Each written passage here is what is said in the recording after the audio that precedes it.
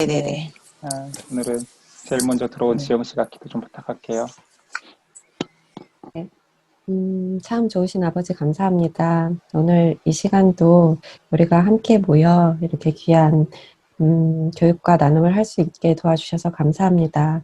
이 시간 동안 성령님께서 함께 하셔서 우리가 나눠야 될 것들, 알아야 될 것들, 잘 알아갈 수 있도록 도와주시고, 우리의 삶에, 우리의 자녀 교육에, 우리의 영적인 성숙에 도움이 되는 그런 좋은 시간들이 될 수 있도록 처음부터 끝까지 인도해 주시길 원합니다. 감사드리며 예수님 이름으로 기도합니다. 아멘. 아멘. 진도도 나갈게요. 네. 페이지 45페이지. 오늘은 5챕터 교리문답의 중요성이네요. 제 화면에서 제일 먼저 있는 은정점에부터 좀 네. 부탁할게요. 네. 네. 주 예수 그리스도를 향한 사랑으로부터 나온 순종은 어떤 행위를 하든 그 행위의 가장 주된 이유가 된다. 교리문답 역시 예외가 아니다. 성경은 자녀가 주님이 주신 기업이라고 말한다. 우리 언약의 하나님은 가정과 이스라엘 그리고 예수 그리스도의 교회에게 자녀를 주신다. 이 자녀들은 약속의 상속자다.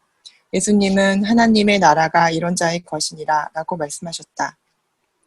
그리스도는 또한 삼가 이 작은 자 중에 하나도 없인 여기지 말라 너희에게 말하노니 그들의 천사들이 하늘에서 하늘에 계신 내 아버지의 얼굴을 항상 배움느니라 라고 경고하셨다.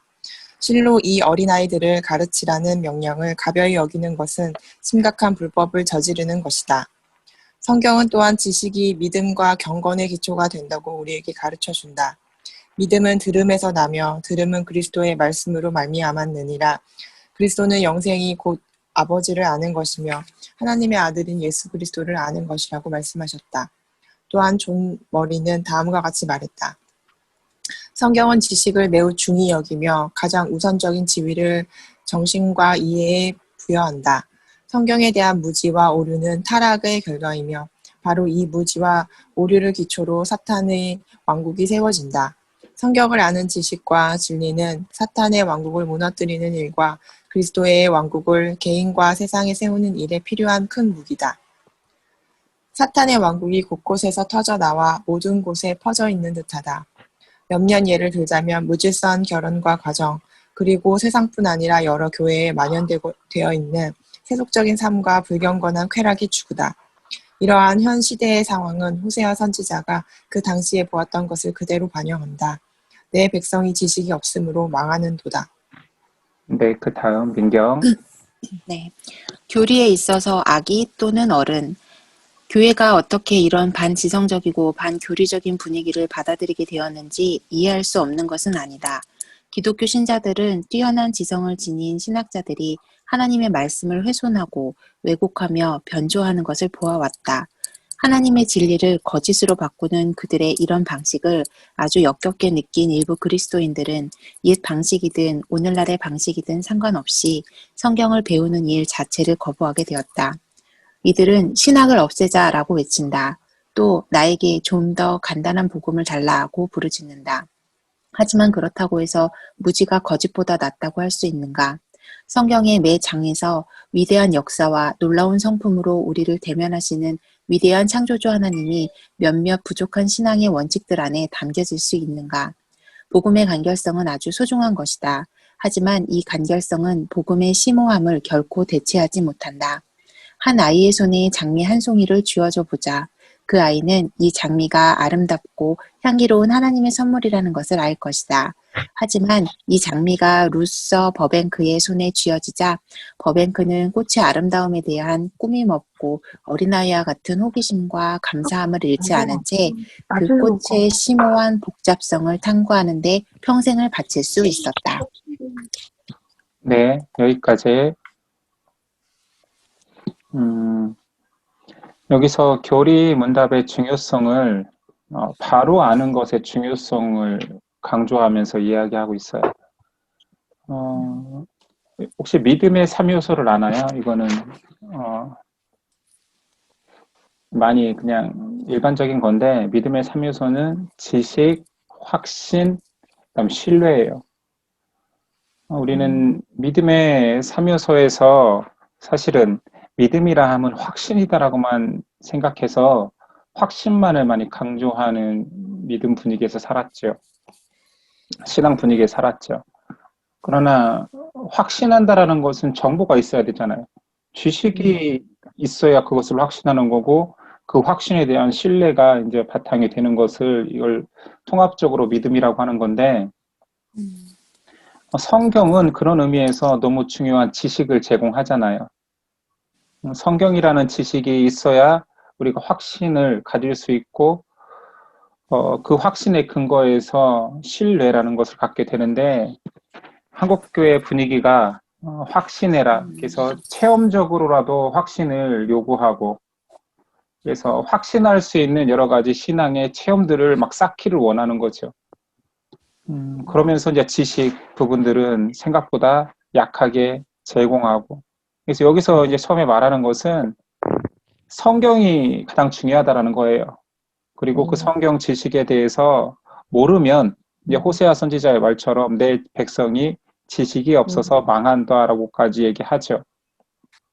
근데 그런 지식을 약화시킨 데 가장 사실은 잘못한 사람을 이 책에서는 기독교 신자들은 뛰어난 지성을 지닌 신학자들이 하나님의 말씀을 훼손했다라고 참 안타깝죠. 교회 리더들이 또는 배운 자들이 신학을 한 자들이 스스로 무너뜨렸다라는 거예요. 그 무너뜨리면서 그들은 인본주의를 강조하고 철학을 강조하면서 오히려 신학을 없앴다라는 거죠.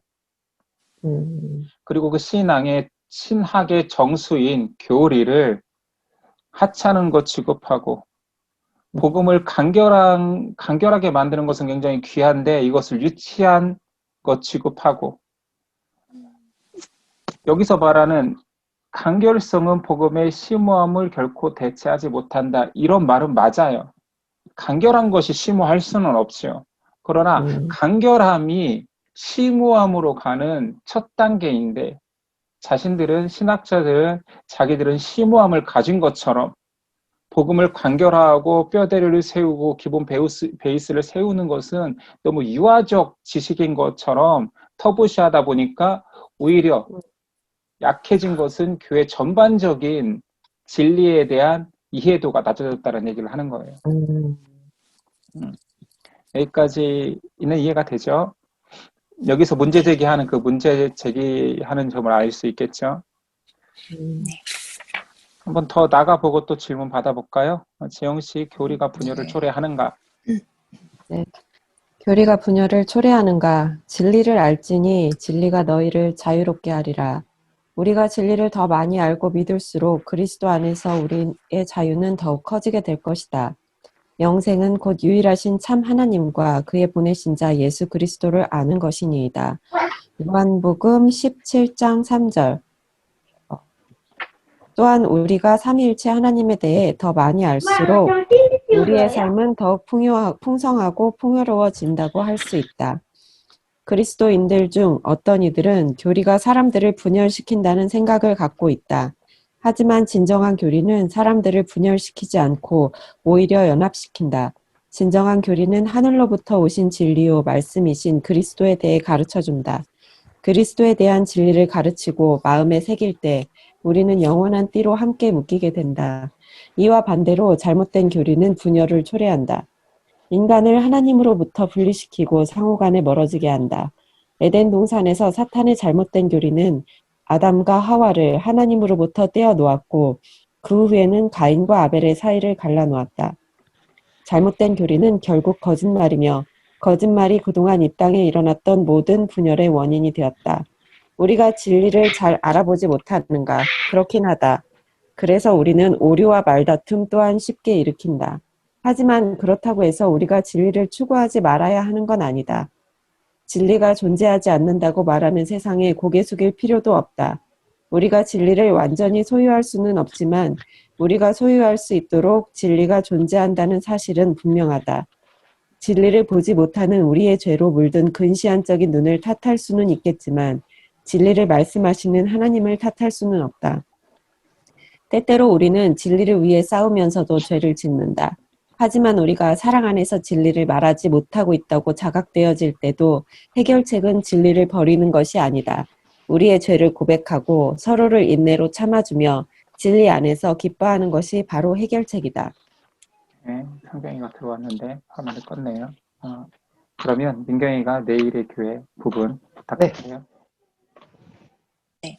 내일의 교회, 교리문답이 중요한 또 다른 이유는 부모나 교리문답 교사가 하나님의 백성들을 신실하게 가르치는지 그렇지 않은지에 따라 교회의 미래가 좌우되기 때문이다.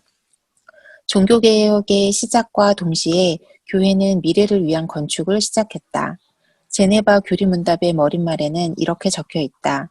종교개혁의 가장 으뜸되고 칭찬받을 만한 결과 중 한 가지는 교리문답 교육을 부활시켜 그 본래의 활기와 순수성을 지니게 만든 것이다.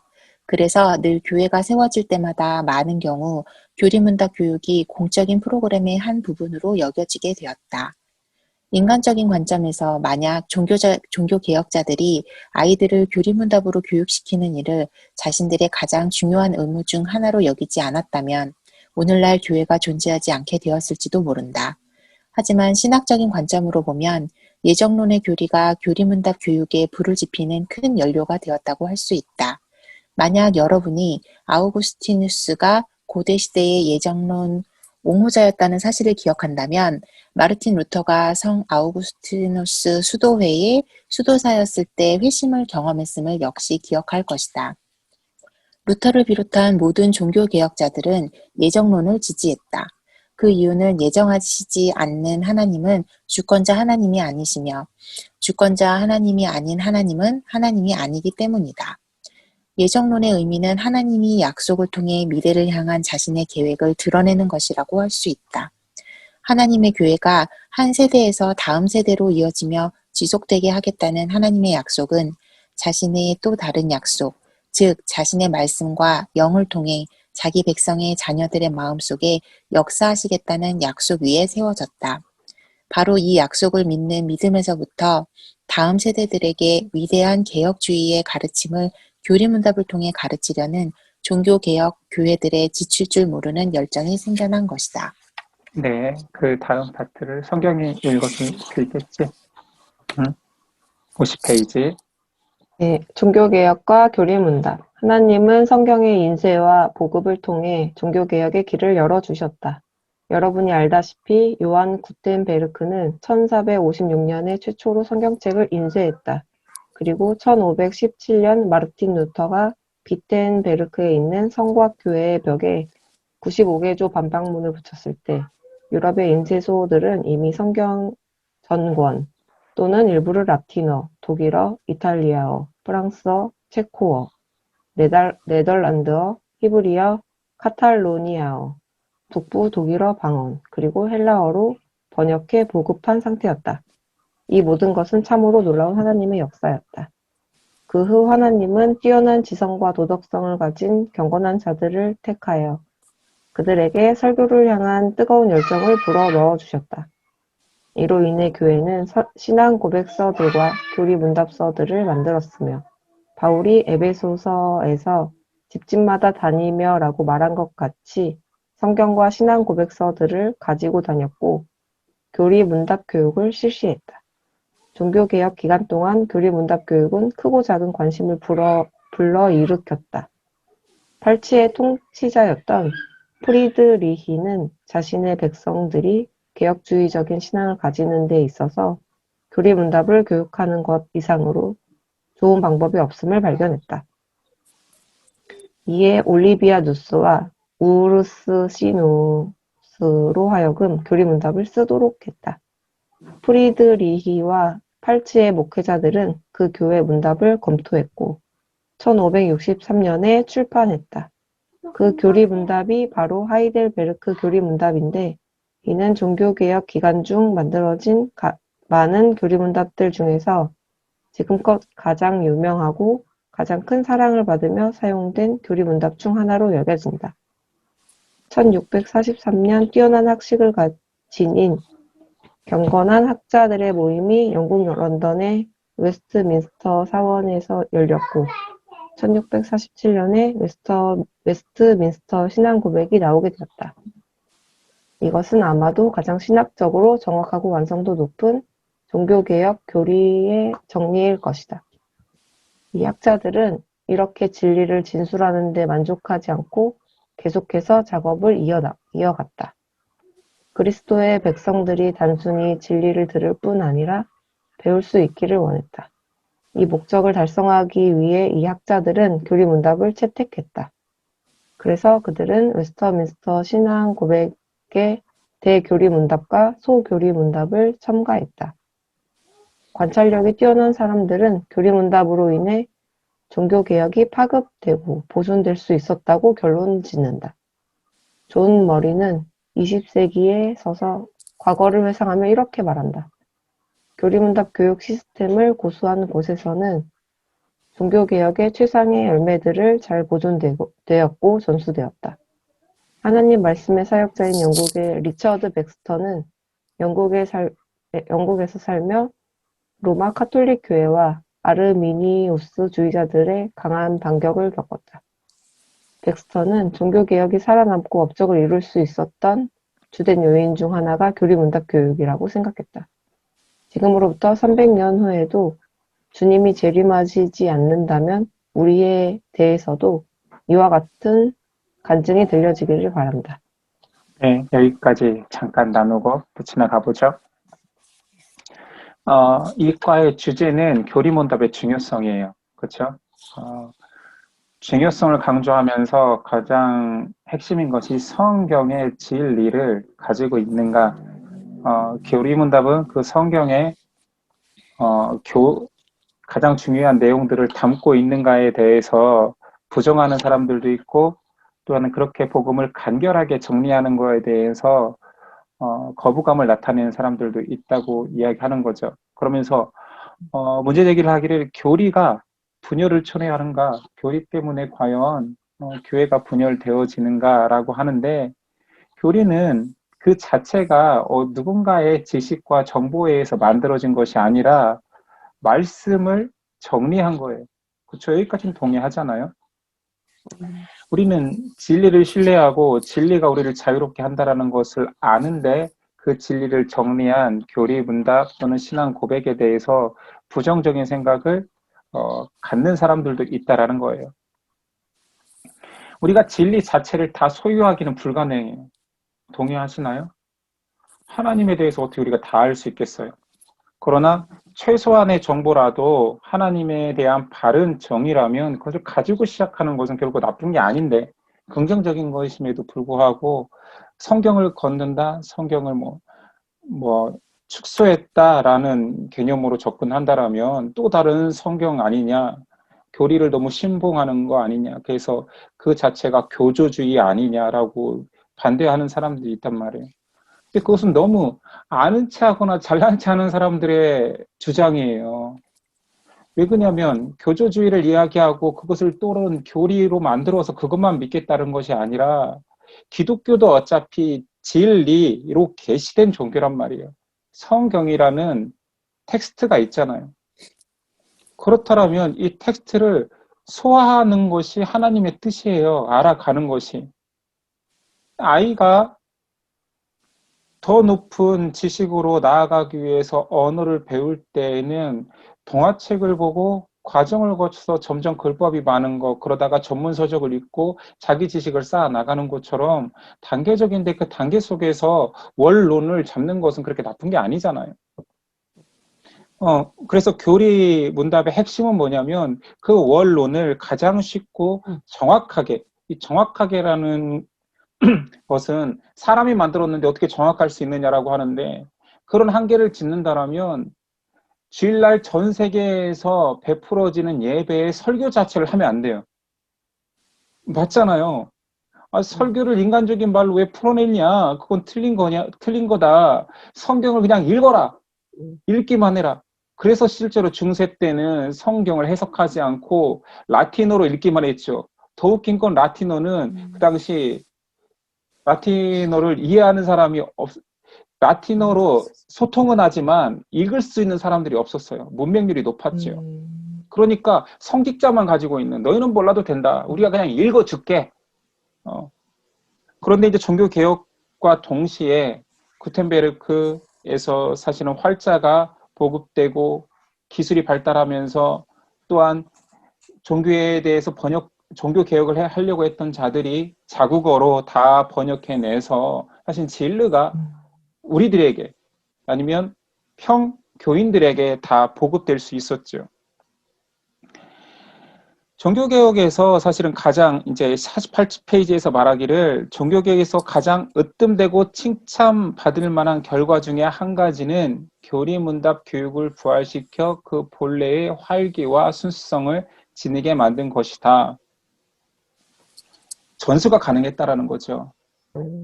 많은 알아야 될 하나님에 대해서 알아야 될 정보들이 존재했는데 교리문답이 없었다라면 그 정보를, 바른 정보를, 바른 하나님의 이해, 바른 사람관, 바른 구원, 심지어는 바른 심판론까지 전부 다 교리문답 속에 담아냈기에 본래 진리의 순수성을 지켰고, 사실은 과연 어떤 개혁이라는 것이 이루어질 때 감정으로만 이루어지는 건 아니잖아요. 여러분들이 개혁에 참여한다고 할 때 핵심적인 사상이 있어야 참여할 거 아니에요. 종교 개혁이라는 것이 한두 사람의 필요에 의해서 이것은 분명히 해야 된다라고 해서 이루어진 일이 아니라 대중적인 지지가 있었기 때문에 가능했단 말이에요. 그럼 그 대중적인 지지를 뭘로 얻어요? 합시다. 카톨릭은 우리를 너무 힘들게 합니다. 카톨릭은 돈만 밝힙니다. 카톨릭의 권위주의에 질리지 않았습니까? 이제 우리 죽창을 들고 일어납시다. 이러면 누가 일어나요? 응? 진짜 하나님의 뜻이 무엇인지 알아갑시다. 진짜 하나님의 뜻은 교회의 다움은 이것입니다. 이런 내용들을 전해야지 동참할 거 아니에요. 그런 의미에서 교리문답 교육, 그 당시에 텍스트도 약하고 사람들과 커뮤니티도 약하던 그때에 진리를 전달하는 데 있어서 최소의 관점들은 이 교리문답이 해냈다라는 거죠. 그 예를 들면서 예정론을 얘기한 거예요. 예정론은 기독교 역사 속에서 너무 중요한 논쟁 중에 하나예요. 예정론에 의해서 많은 교단, 교파가 갈려지고 있으니까요. 근데 그 예정론 속에 카톨릭에 대항할 수 있는 책에 나오지 않지만 가장 핵심적인 게 있었어요. 예정론을 인정해야지만이 공로주의를 배척할 수 있거든요. 면죄부, 판매 이런 모든 것들이 완전히 틀렸다라는 것을 대항할 수 있었어요. 그러니 이 예정론은 너무 종교개혁자들한테는 중요한 이슈였죠. 그런 것들을 어떻게 설명했냐라는 거예요. 문답을 통하여서 성경에 있지 않느냐.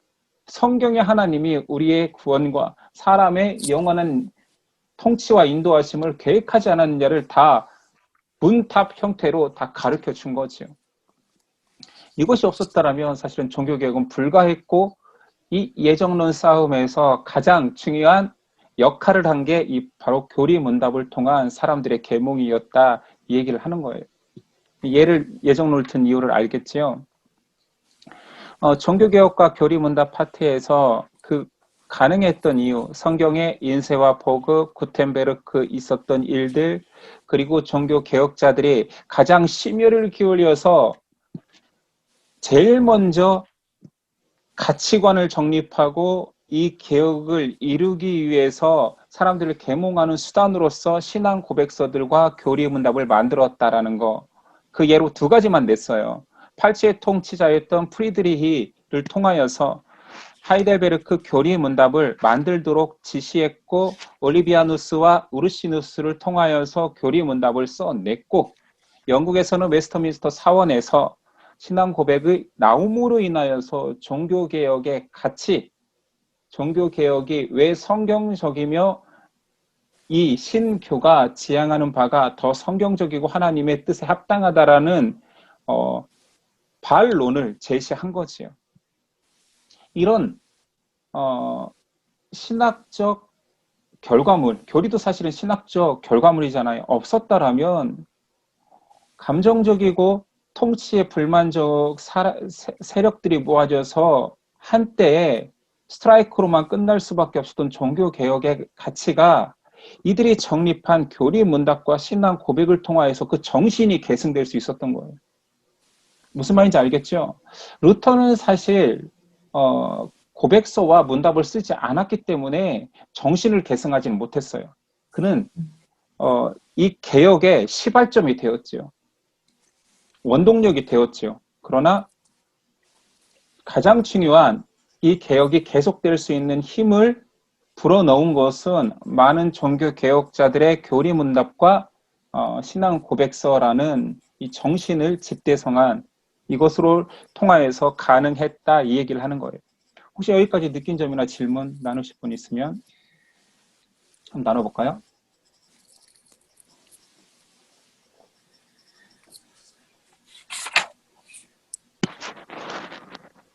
저는 뭐 질문은 아닌데 그냥 이제 그런 부분이 굉장히 공감되는 것 같아요. 우리가 지금 현 세대에 있어서 이제 지금 우리 기독교계에서는 굉장히 이제 진부하고 고리타분하게 여겨지는 이 문답 교육을 이게 하게 된다는 것 자체가 이게 원래 그 시대에 굉장히 이제 생동력 있고 그 종교 개혁 자체의 맥락을 유지할 수 있었다라는 이제 그런 증거들로 이렇게 다 남아 있는데 이런 것들이 이게 지금 그런 맥락이 이어지지 않고 있기 때문에 이제 이런 것들을 계속 이제 그런 중요성들에 대해서 이제 이야기하고 이렇게 하는데 그거에 대해서 좀 공감이 많이 되는 것 같아요. 이렇게 했었던 것이 있는데 그런 증거들이 명백하게 있는데 왜 이것들을 자꾸 터부시하는가. 좀, 네, 왜 그러는지 좀, 사람들의 심리가 좀 이제 계속 새로운 것을 추구하기 때문에 그런가 아니면 이제 귀찮은 것을 싫어해서 그런가 좀 궁금하기도 하지만 이제 그런 이제 감정적인 좀 공감이 있는 것 같아요. 로버트 반다이켄 이 책에서 이 저자는 굉장히 신사적으로 글을 써요. 아이들을 위한, 아이들의 교리문답을 위한 목표를 가지고 쓴 책이기 때문에 그렇게 신학적 논쟁을 하지 않지만 곳곳에 굉장히 신랄한 비난이 있어요. 교리문답을 버린 자, 신학의 가장 중요한 교리 자체를 공부하지 않는 신학을 하게 한 자들이 신학자라고. 근데 그들을 뭐라고 묘사하냐면 뛰어난 지성을 지닌 신학자들에 의해서 하나님의 말씀이 훼손되고 왜곡되고 변조됐다. 이거 굉장히 신랄한 비난이잖아요. 성도들이 교회를 그렇게 진리에 무관심한 공간으로 만들어낸 게 아니라 리더, 특별히 더 아는 자들에 의해서 자행되어졌다. 실제로 어떤 이야기를 제가 들은 적이 있냐면 한국 기독교가 처음 들어왔을 때에는 그렇게 학식이 높은, 그러니까 신학적으로 학식이 높은 선교사들이 들어온 게 아니에요. 의사가 들어왔으나, 물론 의사가 똑똑하긴 하죠. 초창기 선교사들은 신학을 하긴 했으나 신학 박사까지 그 당시에 가장 뛰어난 신학을 다 마스터하고 온 사람들은 아니에요. 순수한 복음의 열정과 그들이 가진 사실은 전하고자 했던 것은 엑기스였단 말이에요. 성경을 다 풀어준다기보다는 복음을 풀어서 쉽게 설명해주는, 소개해주는 입장으로 왔단 말이에요. 그들에 의해서 한국의 1세대들이 구원을 받고 교회를 세우고 그들 가운데 리더들이 서 나갔잖아요. 그러니까 학식이 높지는 않았어요. 한국교회의 시작은 정말 똑똑한 신학이 먼저 들어온 게 아니라 선교사에 의해서 복음이 뿌려졌기 때문에 신학보다 신앙이 중시되던 때에 이제 그 세대가 가고 그 다음 세대에는 신학교가 세워지고 교수들을 청빙하고 그 교수들이 세워지기 위해서는 미국에서 유럽에서 유학한 사람들이 이제 들어올 거 아니에요. 한국교회 리더로. 근데 하버드에서 공부한 사람, 예일에서 공부한 사람, 이런 사람들이 똑똑한 사람들이 와서 전하는 것은 너는 틀렸다. 그것은 신학적이 아니야. 그거는 바른 게 아니야. 이런 것이 오라 하면서부터 자기가 가지고 있던 목회자라고 한다면 소신들 이런 것들이 학위에 눌리기 시작했다고 하더라고요. 그래서 한국 교회가 왜 정통 신학보다는 진보 신학이 더 강하냐 했을 때 학벌에 눌렸다고 하더라고요. 학벌.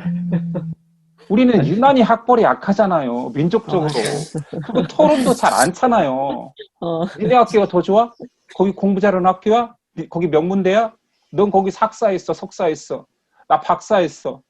너의 스승은 누구야? 너의 스승은 세계사적으로 유명한 신학자야? 이런 것들에 계속 눌려서 사실은 순수한 신앙을 지키고 교리 자체가 신학인데 그 교리를 지키는 신학보다는 윤리 또는 철학이 가미된 신학을 한 뭔가 더 논쟁을 하면 더 학문적인 말들을 꺼내고 학문적 용어를 통하여서 이길 수 있는 사람들이 큰 목소리를 내고 점점점 소신 있고 성경적인 이야기만을 이야기하는 사람은 무식한 사람 취급당해서 한순간에 한국교회의 신학 사조가 똑똑한 사람들이 주류가 되는 바른 사람이 주류가 아니라 똑똑한 사람이 주류가 되어버렸다는 이야기를 들었어요. 근데 이게 거부감이 없이 너무 그럴듯한 거예요. 그랬을 것 같은 거예요. 그러니까 교수들이 똑똑해요. 교수들 같이 똑똑한 사람이 어디 있어요. 여러 가지 언어를 통해서 세계 석학들과 대화할 수 있어요. 그러나 교수들이 여기서 말하는 대로 하나님의 말씀을 훼손하고 왜곡하고 변조할 가능성이 높아졌지요. 저는 그들이 다 그랬다고 말하진 않을게요. 우리도 그들에게 배웠고 저도 그들에게 배웠으니까. 그러나 분명히 위험성이 있었고 진짜 가치 있는 것들을 함부로 다룬 것은 이 책의 저자의 말대로 배운 자들이었을 가능성이 커요. 그 얘기를 하고 싶은 거지. 우리 앞에서 교리문답으로 인해서 종교개혁 자체가 그 정신이 보급될 수 있었다라는 이야기, 문답 교육 시스템을 고수했기에 종교개혁의 최상의 열매들이 잘 보존되었다라는 그런 이야기들을 봤어요.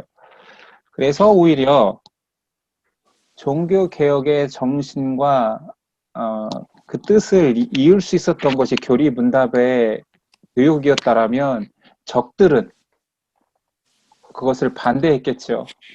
그래서 그 내용을 이야기하고 있어요. 자, 현지야, 책 읽을 수 있어? 네. 그러면 적들은 교리문답을 반대한다. 51페이지부터 한번 읽어볼게요. 네. 또한 교리 문답의 중요성은 우리 믿음에 대적하는 자들이 보이는 반응을 통해 알 수 있다. 이에 대한 한 예는 초대 교회에서 찾을 수 있다. 약 312년경 로마 황제 콘스탄티누스가 회심하여 믿음을 가지게 되었고, 콘스탄티누스가 선포한 밀라노 칙령을 통해 기독교가 로마 제국 안에서 공식적으로 받아들여지게 되었다. 그 후 역사 속에서 배교자 율리아누스로 기억되는 콘스탄티누스의 조카 율리아누스가 황제가 되었는데, 그 당시 로마 제국의 교회 학교들은 아이들을 가르쳤고 믿음 안에서 교리문답 교육을 시켰다. 하지만 362년 6월 17일 율리아누스는 정부의 자격증 없이는 어떤 교사도 교회 학교에 소속되어 있을 수 없다는 칙령을 내렸다. 그 말이 뜻하는 바는 율리아누스가 교리문답 교육을 없애겠다는 것이었다. 하나님의 섭리로 율리아누스는 다음해 전쟁터에서 목숨을 잃게 되었다. 하지만 놀라운 사실은 믿음의 적이 교리문답 교육의 중요성을 잘 알고 있었다는 것이다. 신앙 고백을 한 수많은 신자들조차 그 중요성을 잘 모르는데 말이다. 또 다른 예는 종교개혁 시대에서 찾을 수 있다. 로마 카톨릭 교회는 트리엔트 공의회를 소집하여 종교개혁의 확산을 멈추고자 했다. 공의회는 이단자들을 그리스도인의 정신을 부패시키기 위해 교리문답을 주요 수단으로 사용했다. 라고 판단했다. 란슬롯 앤드루스는 카톨릭 교도들은 개신교도들이 바로 이 교리문답이라는 교육을 통해 자신들보다 더 유리한 위치를 차지하게 되었다고 생각한다. 라고 말했다. 종교개혁을 통해 잃어버린 것들을 되찾고자 로마 카톨릭 교회 안에서 강력한 세력 하나가 일어났는데 바로 예수회라는 단체였다. 이그나티우스 로욜라, 프란시스 하비에르, 그리고 그 외 5명의 사람들이 1537년에 파리에서 예수회를 조직했다. 1543년 교황 바울로 3세는 예수회를 축복했고 이내 이들은 로마 카톨릭 교회에 있어 가장 위대한 선교사요 교육 조직이 되었다. 이 예수회가 했던 첫 번째 일은 어린아이들을 위한 종교 학교들을 세우는 일이었다. 이들은 아주 열심히 교리문답 방식의 교육을 시켰다. 카톨릭과 개신교 역사가들은 바로 이 종교학교 정책으로 인해 예수회가 종교개혁이 더 이상 진행되지 못하게 할 수 있었고 당연시되었던 종교개혁의 승리를 막을 수 있었다고 입을 모아 말한다. 오늘날까지도 예수회 학교들은 학문적으로 탁월한 위치에 있다. 로마 카톨릭은 개신교의 교리문답 교육이 성공적임을 잘 파악했다. 시간이 흐르며 많은 개신교 교회 안에서의 제대로 된 교리문답 교육이 시들었지만 카톨릭 교회는 최소한 19세기 동안 교리문답의 힘을 계속 인식했다. 네. 그 다음을 은정자매가 부탁할게요. 무기를 내려놓는 개신교도들. 클레이 트럼블은 교리문답 교육에 대한 방대한 자신의 연구서에서 1800년대에 있었던 다음의 대화를 상기시켰다. 한 로마 가톨릭 사제가 미국에 있는 성공회 주교를 방문했다. 개신교도인 성공회 주교에게 가톨릭 사제는 이렇게 말했다. 당신네 개신교도들은 참 불쌍하오. 당신들은 아이들이 다 자라서 악마의 소유가 될 때까지 내버려 두었다가 다 늦게 군사와 무기를 동원해 그들을 되찾고자 애쓰지 않소. 당신들과 다르게 우리 가톨릭은 어린이들이 찰흙과 같아서 우리 손으로 잘 빚어야 한다는 사실을 알고 있어. 우리는 조용히 우리의 아이들에게 먼저 우리 자신을 헌신한다오. 이 아이들이 가르침과 훈련을 잘 받게 되면 우리가 미래에 대해 두려워할 것은 거의 없게 된다오. 오늘날의 교회는 자기 자녀들을 교리문답으로 교육하는 일을 대부분 그만두었다. 출애될 결과는 불보듯 뻔하다. 무지와 무관심이 아이들의 마음을 지배한다. 그리고 대학은 이 아이들의 마음을 거짓된 환상으로 뒤덮어 버린다. 이 아이들은 추억의 명곡을 들으며 옛 록 음악의 가사를 기억하기는 해도 내 주는 강한 성이요 라는 찬송가의 가사를 낯설게 느낀다. 이 아이들이 도대체 어떻게 된 것인지 부모들은 궁금해하지만 이들은 이미 영원히 떠나버렸다. 젊은이들이 올바른 이해에 기초한 신실한 신앙 고백을 할 수 있으려면 먼저 잘 배워야 한다.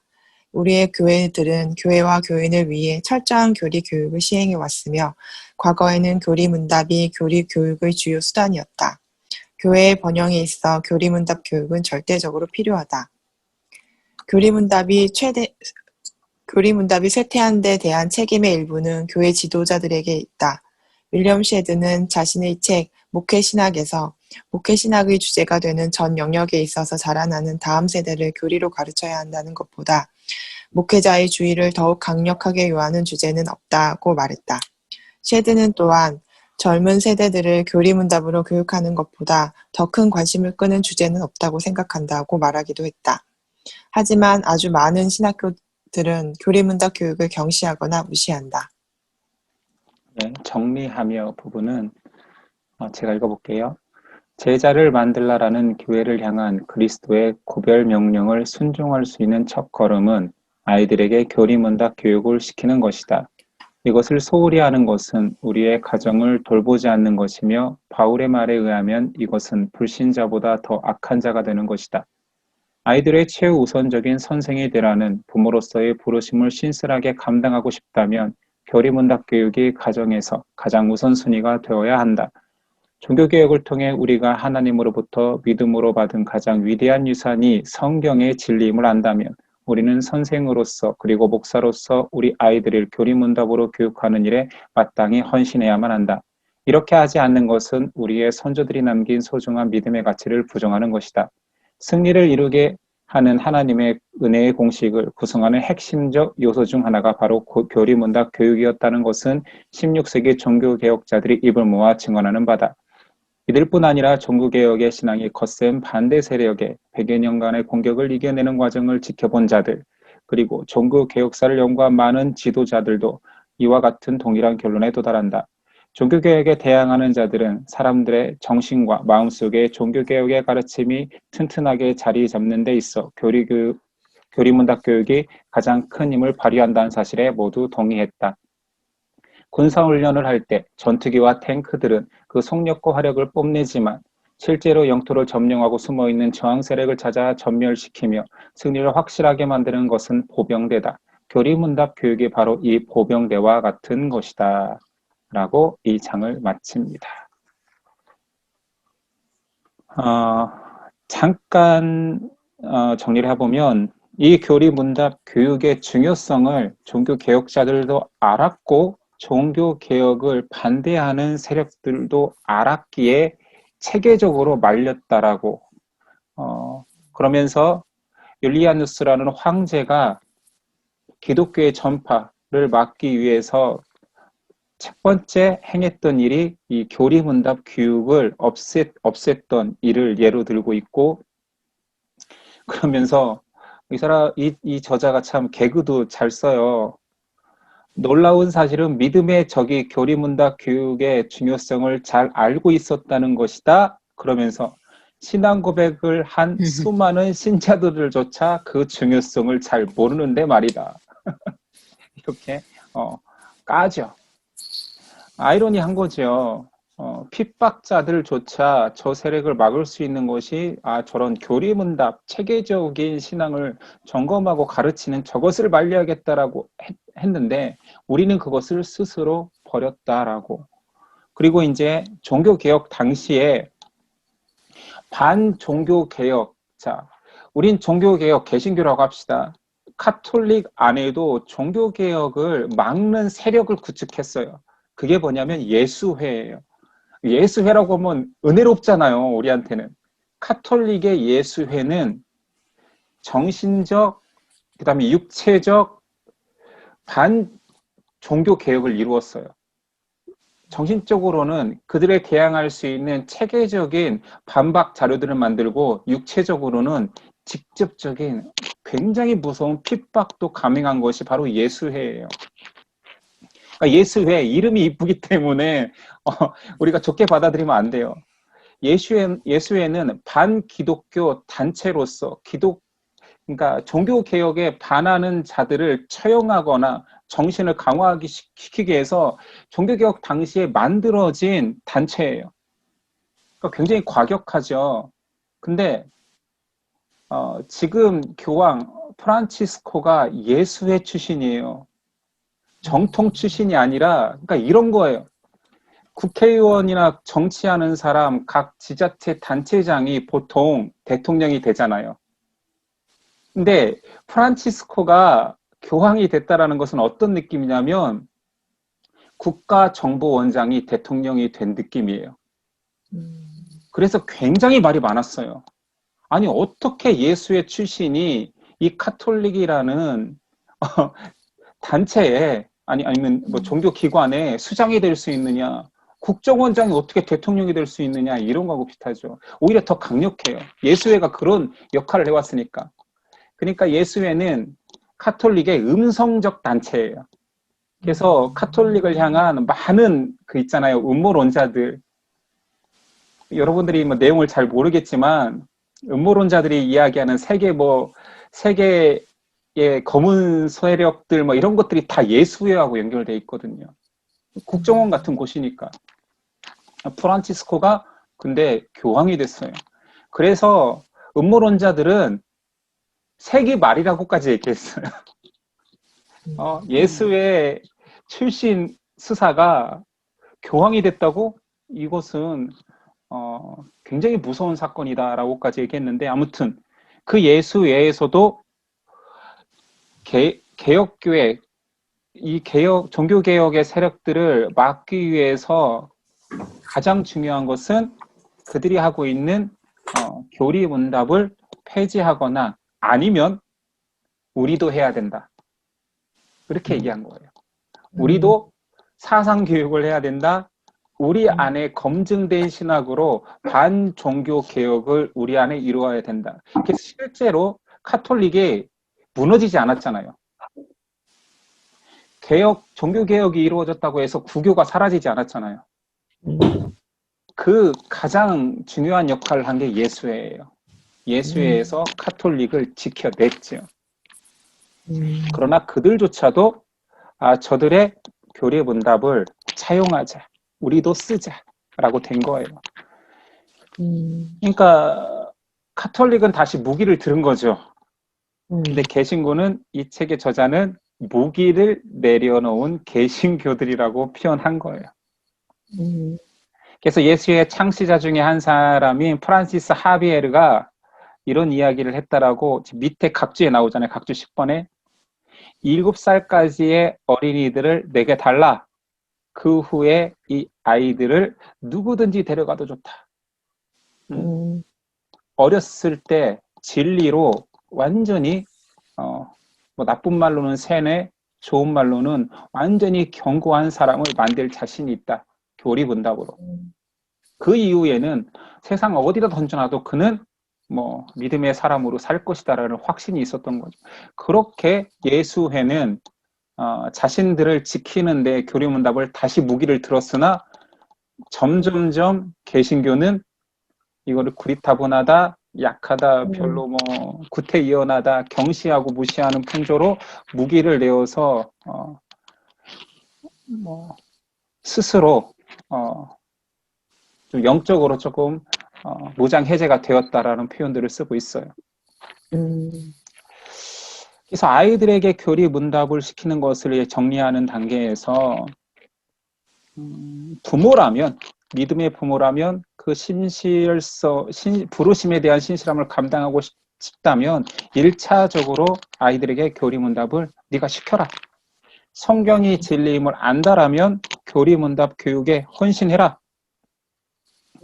그러면서 확신한 자들이 있지 않았느냐. 16세기의 종교 개혁자들이 확신했고 100년간 구교와 신교와의 싸움에서 그들이 자신의 정체성을 지켜낼 수 있는 것들을 본 자들이 증언했고 종교 개혁사를 지금에 와서 연구하는 많은 사람들도 다시 꺼내기를 개신교가 유지되었던 것은 신앙 고백서와 교리문답이라는 이 정수를 다음 세대에 전수한 결과물이다라고까지 표현하니 너희도 참여해라 이렇게 독려하고 있고요. 마지막 예화로 이거는 실제로 저도 들었던 이야기예요.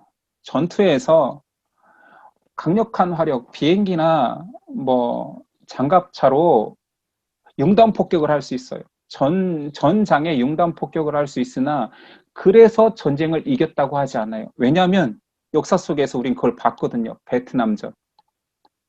어마어마한 융단 폭격을 해냈고 심지어 화학무기까지 살포했으나 그 전쟁을 이길 수 없었어요. 이유는 보병이 들어가서 깃발을 꽂지 못했어요.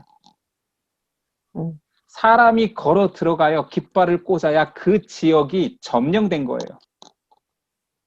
그러니까 교리의 문답이라는 것은 한 사람 한 사람의 보병과 같은 사람들이 견고하게 자기의 역할을 할 수 있는 신앙인으로 바로 섰을 때 그가 신자다, 성도다 또는 하나님의 나라가 확장됐다라고 하는 것이 물량공세, 유튜브를 통하여서 어마어마하게 유명한 사람이 많은 사람들에게 설교를 배포한다 한들 그것은 점령됐다라고 볼 수 없다라는 거죠. 교회가 자본과 여러 가지 인력을 동원하여서 문화 생활을 하고 사회복지를 해서 많은 물량 공세를 한다고 하더라도 한 사람 한 사람이 믿음으로 자신이 신앙인임을 고백하는 사람이 없다라면 그 땅은 점령되지 않았다라고 저도 동일하게 해석하는 거예요. 보병이 그 땅을 디뎌야 돼요. 그 보병은 죽을 수도 있죠. 그 보병에 의해서 그러나 복음은 또 전파되고 그 땅이 하나님의 나라가 확장된다라고 이분도 이제 그렇게 예화를 통하여서 보병대가 들어간 곳에만 승전보가 울려진다라고 이번 챕터를 마치고 있어요. 이렇게 여기까지 한번 나눠볼까요? 혹시 질문이 있거나 궁금한 것이 있으면 한번. 사실은 한 주에 2챕터씩 2장씩 나가고 싶었는데 이제 남은 시간도 벌써 2부도 20분 정도밖에 남지 않았다라. 우리가 시간이 짧은 거예요. 우리가 이렇게 확 빠져서 너무 몰입해서 하는 거예요. 왜 이렇게 짧죠, 40분은? 그러게요. 훅 가네요. 그러니까 이 줌 그 개발자들이 똑똑한 것 같아요. 많이 준 것 같은 40분이나 실제로 해봐라. 바로 끝난다. 뭐, 전환해라 이런 거를 가르쳐 주는 아, 이러잖아.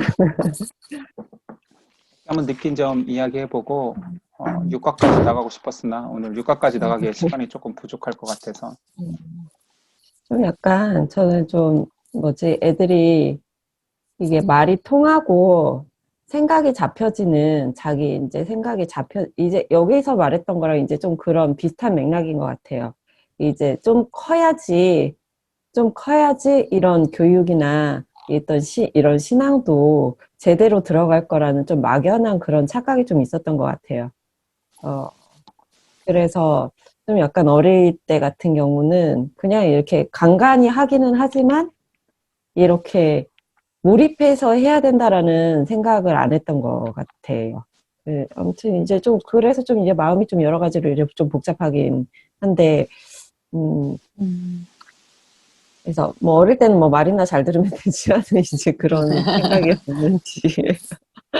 그래서 이게 이런 어떤 사고를 제대로 할 수 있을 때에야 이런 것들이 가능하지 않을까 했는데, 오히려 이제 하나님의 말씀은 이제 처음에 같이 이제 자기가 이제 도덕적 여러 가지 그런 가치들이 정립이 되기 전부터 이게 들어가 있어야 이제 다른 것과 혼재되지 않고 명확하게 이제 자라갈 수 있다라는 이제 그런 부분들이 좀 약간 이게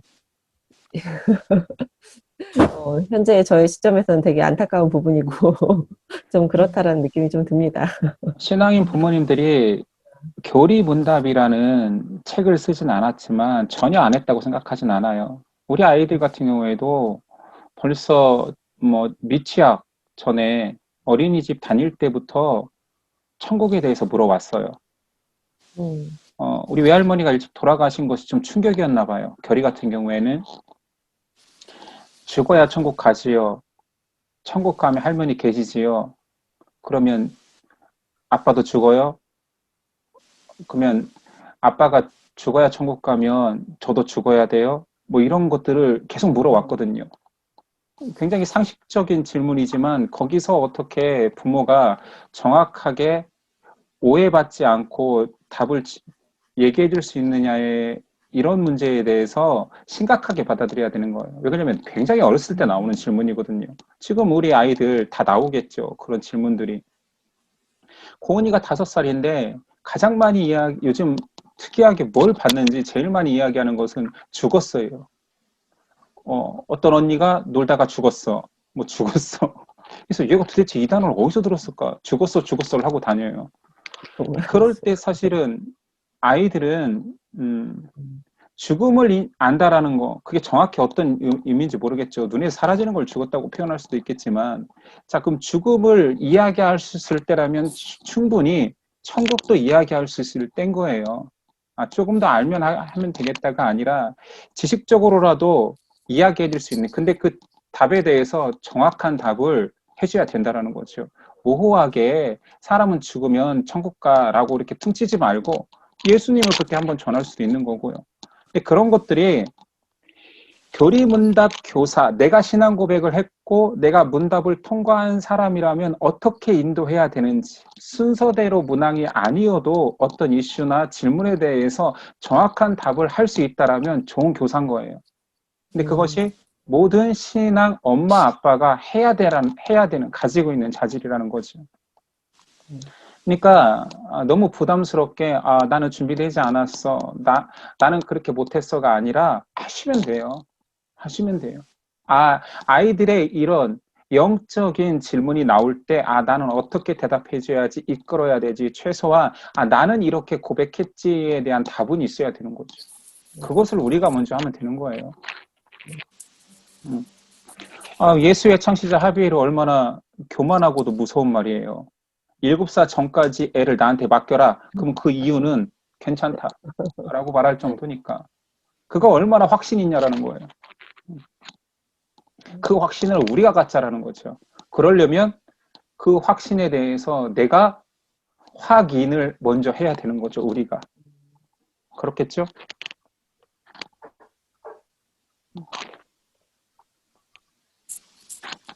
또 혹시 느낀 점이나 질문 있으신 분?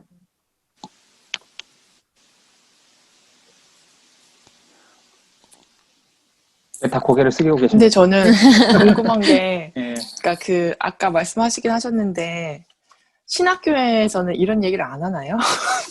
이런, 그게 좀 이해가 안 돼요. 여기에서 우리가 이거 보고 있고, 거기 이제, 그러니까 목회자를 양성하는 곳에서는 이런 거를 모르고 있는 건가? 관심이 없다는 게 저는 좀 이해가 안 되고, 좀 사실은, 그러니까 긍정적으로 우리부터 한다고 생각하지만, 좀, 화가 나요. 저는. 이거 이렇게 이 사람이 누구지? 제가 읽었는데, 뭐, 자기 스스로가 그거를 그냥 다 중요한 건데, 적들도 알고 있는 거를 자기들은 별로 관심이 없다고, 그렇게 막 얘기를 하는데, 이런 비아냥을 듣고 있는데도 별로, 이게 이건지도 모르고, 뭐가 뭔지도 모르고, 근데 다들 뭐 말하잖아요. 다음 세대가, 무너져 가고 있다. 다 말을 하면서도, 뭐, 뚜렷한 답은 없고, 그런데, 이런 전통이나 이런 것들은 돌아볼 생각을 왜 못할까? 그런 게 조금 답답하게 느껴져요. 어, 제가 네. 나온 신학교의 커리큘럼을 보여줄 수도 없고, 진짜 안 합니다. 어, 안 해요. 음, 없어요. 음, 하이델베르크 교리문답, 웨스터민스터 소요리 대요리문답, 신앙고백서 있다고 배웠고 네. 참고하라고 배웠지만 한 번도 과목 중에 개설되어 있지도 않고 기본 신학 속에 아예 배치되어 있지 않아요. 고리타분한 지금 신학은 달나라에 가는데 너는 왜 자동차의 원리를 알려고 그러니? 이런 느낌이에요. 무슨 말인지 알겠어요? 지금 운정자매와 같은 답답함은 제 포지션에서도 있어요. 어제 사실은 목회자들, 개혁교회를 공부하는 목회자들 모임에서 다룬 내용이 유스디비는 하나님의 권위에 대한 이야기를 나눴어요. 이건 뭐냐면 직분 이야기예요. 어떤 자들이 직분이 되고 어떤 자들이 장로가 되고 집사가 되어야지만이 교회가 바르게 그 인도의 직분은 하나님의 특권인데 성도를 섬기기 위해서 주신 특권인데 그 특권을 사용하고 있는가에 대한 그리고 왜 개혁교회는 장로교라는 정치체계 대의 정치잖아요. 장로를 세우고 당회를 세우고 그 상위기관인 노회가 있고 그 상위기관 안에 총회가 있는 이 대의 정치를 만들어서 오히려 직분이라는 교회, 조직되지 않은 교회는 교회가 아니에요. 하나님의 권위가 직분으로 나타나기 때문에 여러분들은 성도가 모인 곳이 교회입니다 라고 하는데 교회의 세 가지 원리 속에는 직분이 들어가요. 교회 질서 체계가 들어간단 말이에요. 가난한 성도는 교회일 수 없어요. 그들이 나가서 예수님을 고백한다고 해서 교회가 아니에요. 그들은 자기들이 보이지 않는 교회, 하나님의 성도로서의 교회라고 이야기하는데 교회는 이 땅에서 보이는 교회, 조직 교회와 보이지 않는 하나님의 백성들을 같이 봐요. 그렇다면 제가 여기서 규정을 해낼게요. 봐요. 지금 보이는 교회가 곳곳에 존재하는데 가장 바른 방식으로 걷지 않는다 하더라도 보이는 하나님의 질서 체계를 만든 교회가 있음에도 거기가 틀렸다라고 나와서 나 혼자 신앙생활을 하겠다라는 것 자체는 하나님 나라의 백성이 되기 싫다라는 보이는 교회에 속하지 않고 보이지 않는 교회에만 속하겠다라는 굉장히 교만함이에요. 그리고 예수 그리스도께서 피값으로 사신 교회의 일원이 되지 않고 나는 하나님의 백성이 되겠다라는 것 자체는 굉장히 위험한 발상이에요. 그런데도 불구하고 개혁교회자들은 보이지 않는 교회를 왜 이야기했느냐? 조직교회에 들어오지 못한 사람들 속에서도 극소수의 믿는 자들이 나타난다는 거죠.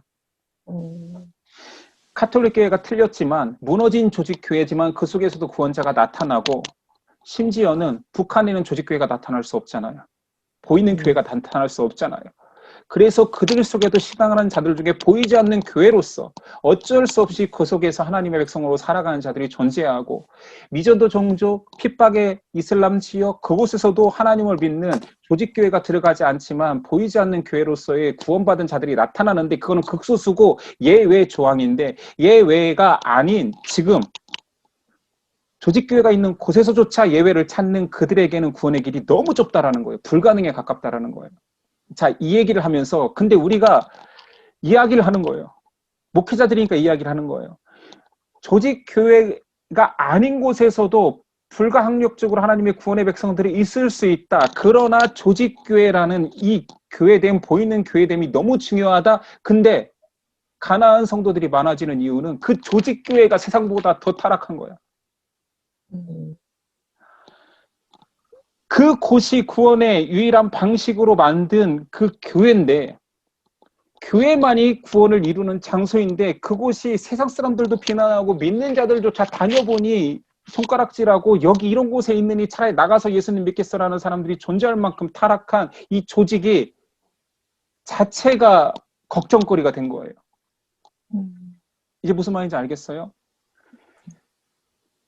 개척교회 목사가 한 성도 한 성도를 세우는 가장 기본적인 것부터 지금 여러분과 함께 바른 교회를 세워 나갑시다 하는 거와 별개로, 나는 조직교회, 총회와 노회의 산하에 있는 개교회로서 살아가는 목회자인데, 위가 썩어 문드러지고 개혁할 수 있는 방식 자체가 없어서 어쩔 수 없이 밑으로부터의 개혁을 하고 있는데, 그러면 위로부터는 방치해야 되는가? 하나님, 저 교회를 어떻게 해야 됩니까? 라는 의문이 들 때 우리는 어떻게 해야 되는가?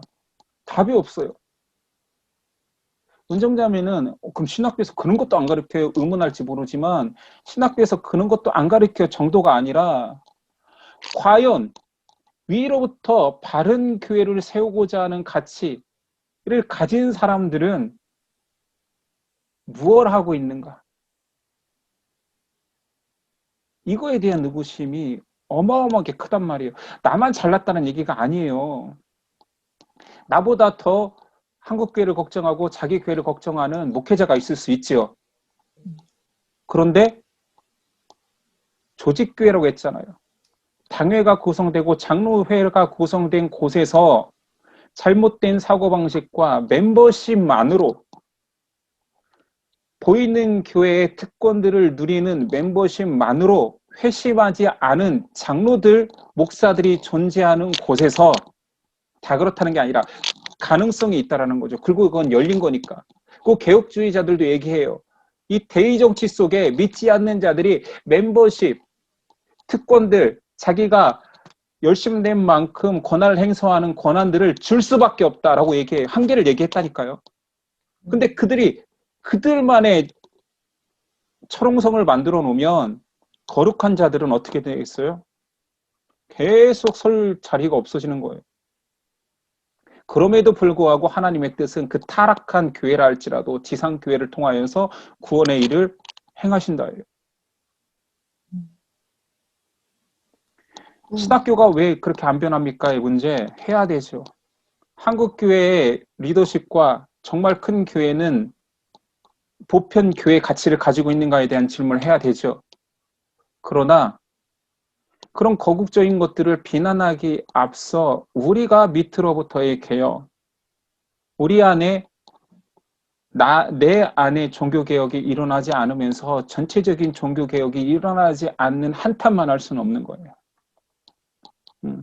성도가 신학교 걱정할 필요 없어요. 걱정은 되죠.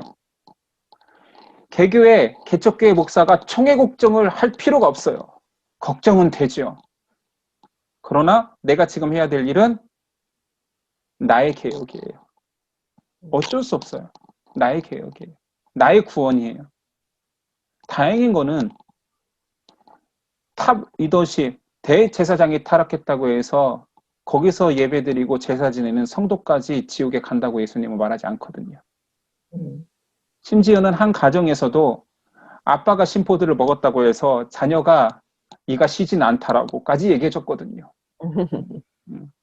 그러니 걱정은 되고 기도는 해야 되는 내용이지만 어떻게 저럴 수 있냐라고, 그래서 우리가 이렇게 비참하고 누더기 꼴이 되었다라고 말할 수는 있지만 내 구원과 내 정결을 위해서는 괜찮다라는 거예요.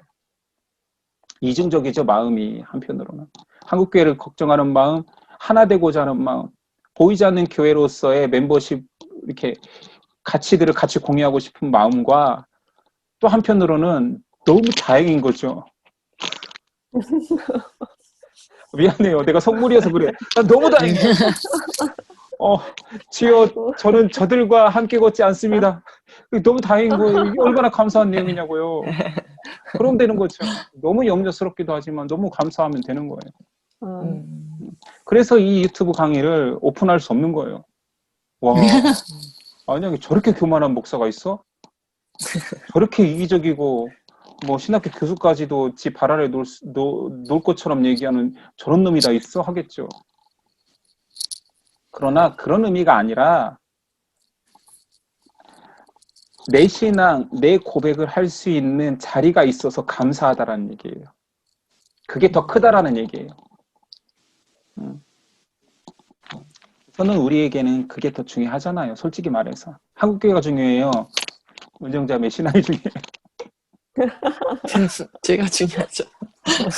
전 더 멋있게 저는 한국교회가 더 걱정돼요라고 말할 수도 있어요. 근데 아니거든요. 저는 제 교회가 더 걱정이에요. 그래서 제 신앙이 더 걱정이에요. 그러니까 우선은 그렇다고 해서 전혀 생각하지 말자. 전체가 잘못된 길로 가는 것까지 모른 체 하지는 말자. 이런 것들은 있어야지. 의식은 있어야지. 근데 그 의식의 시작도 사실 나의 발음부터 점검되어야 되죠. 미안합니다. 더 좋은 답변을 했어야 되는데 결론적으로 말하니까 너나 잘해네. 이건 저한테 적용하는 거예요. 나라도 잘하자지. 우리라도 잘했으면 좋겠다는 생각인 거지. 은정자매를 향해 말하는 건 아니고요. 말하는 거 맞고요. 네. 저와 우리를 향해 말하는 거예요. 저와 우리를 향해. 네. 혹시 또 나눔이나 질문. 우리 뭐 녹화 끄고 한번 우리끼리 한번 싸워볼까요? 되게 부담스럽죠. 녹화하니까 뭔가 이렇게 더 속물적인 질문이 생각나는데도 못하고 막 이럴 수도 있잖아요. 그런가요? 속물이 아니어서 그런 거 못 느꼈나요? 어떤 속물적인 질문이 있을 수가 있죠? 저는 잘 모르겠어요.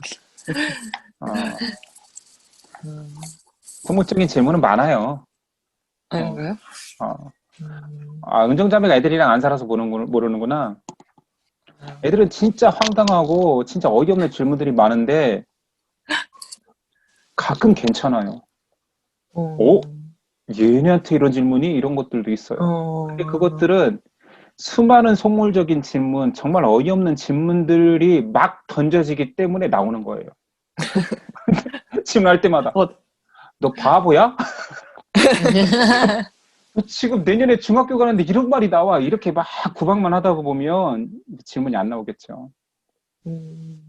근데 여러분들 너무 좋은 질문만 꺼내려고 하니까 지금 다 속물적인 질문들을 다 걷어내다 보니까 좋은 질문도 걷어질 것 같아요. 안 나올 것 같다는 그거는 우려심이 있죠. 기도로 마치겠습니다. 제가 기도하겠습니다. 네. 하나님 감사합니다. 우리의 열심, 노력이 교만함이 아니라 하나님을 닮아가고자 하는 열심으로 바르게 가도록 도와주시옵소서. 오늘도 함께 하신 예수님의 이름으로 기도드립니다. 아멘. 아멘.